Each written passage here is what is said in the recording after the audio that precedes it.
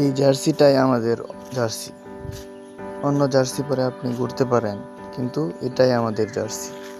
এটাই আমাদের পরিচয়, লাল সবুজের আমাদের পরিচয়। আমাদের আর কোনো পরিচয় নেই।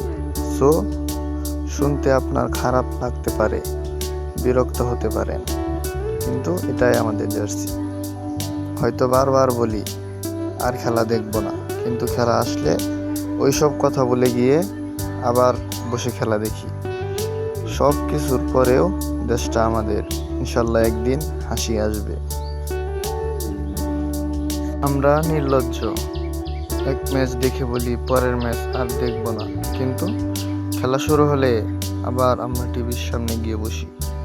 হারলেও ইমোশন, জিতলেও ইমোশন।